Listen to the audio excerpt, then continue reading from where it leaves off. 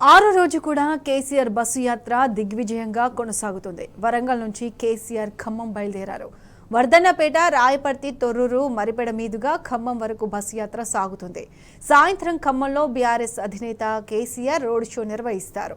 Khammam MP అభ్యర్థి నామ నాగేశ్వరరావుకు మద్దతుగా ప్రచారం చేస్తారు.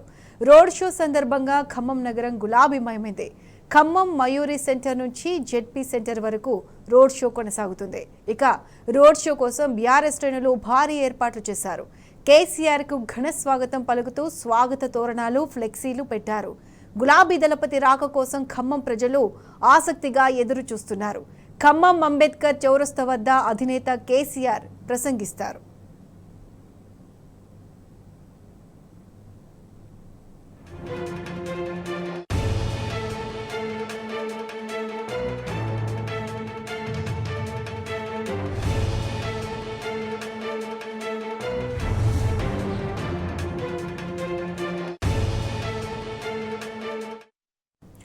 రైట్, ఇక ఖమ్మంలో బీఆర్ఎస్ అధినేత కేసీఆర్ రోడ్ షోకు సంబంధించి పూర్తి అప్డేట్స్ మా ప్రతినిధి లివిల్ అందిస్తారు. లివిల్, ప్రత్యూష, ఆరో రోజు బస్సు యాత్ర కొద్దిసేపు క్రితమే వరంగల్ నుంచి ఖమ్మం ప్రారంభమైంది. ఖమ్మంలో రోడ్ షో నిర్వహించనున్నారు బీఆర్ఎస్ అధినేత కేసీఆర్. అడుగడుగున జన నిరాజనం పడుతున్నారు. ఐనవోలు క్రాస్ రోడ్ దగ్గర ప్రజలంతా తరలి వచ్చి బీఆర్ఎస్ అధినేతకు పూలతో స్వాగతం పలికారు.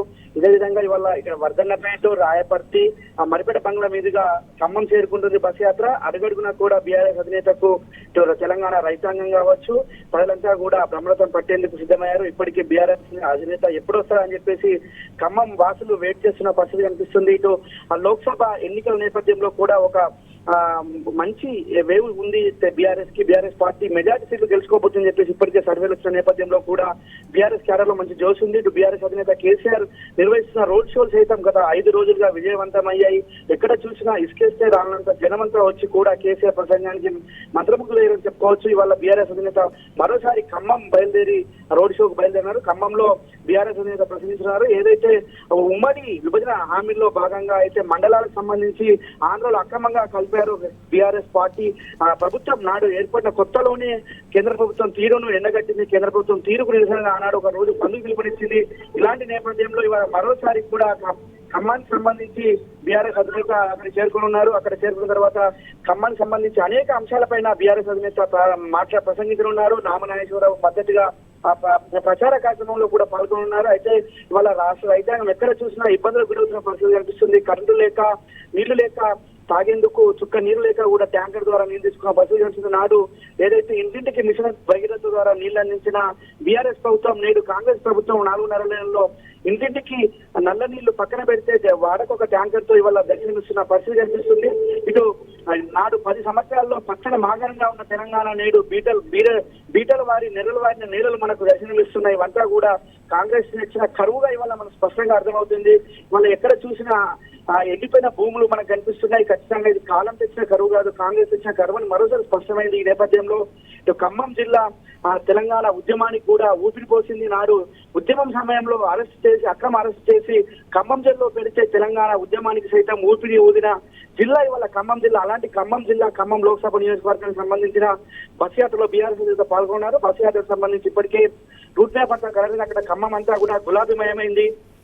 బీఆర్ఎస్ నేత ఎప్పుడు వస్తారని చెప్పి వెయిట్ చేస్తున్న పరిస్థితి కనిపిస్తుంది.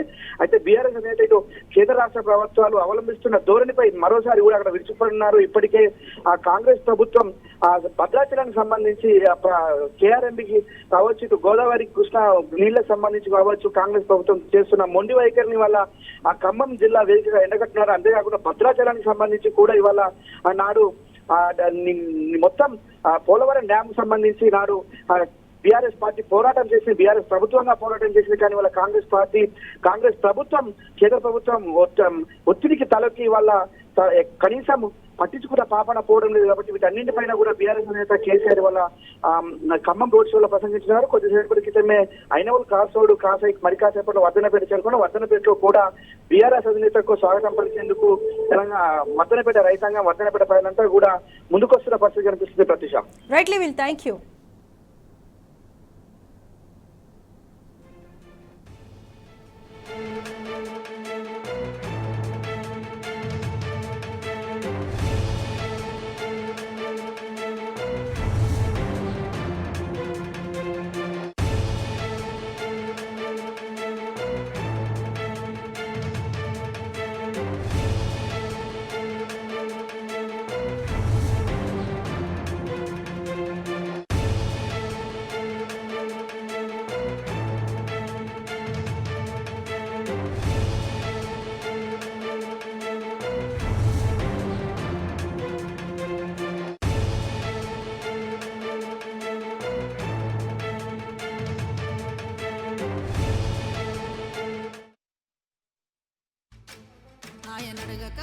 సాగరులోని నీళ్ళే వదులరు కొడుకో, ఆ నీళ్ళే వదులరు కొడుకో.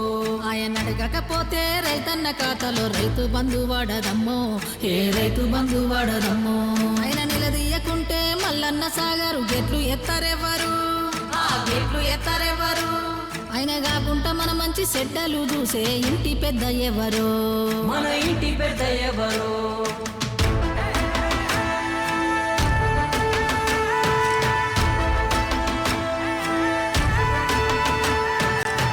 గడప గడపలోన నీ పేరు రాసుకున్నవే, కడుపులోన పెట్టుకొని మమ్ముల చూసుకున్నవే.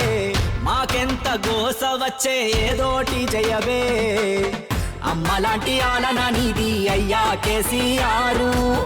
నమ్మలేకపోతోంది నీ పాలన లేదంటే ఊరు, అమ్మలాంటి ఆలన నీది అయ్యా కేసీఆర్. నమ్మలేకపోతోంది నీ పాలన లేదంటే ఊరు. నీ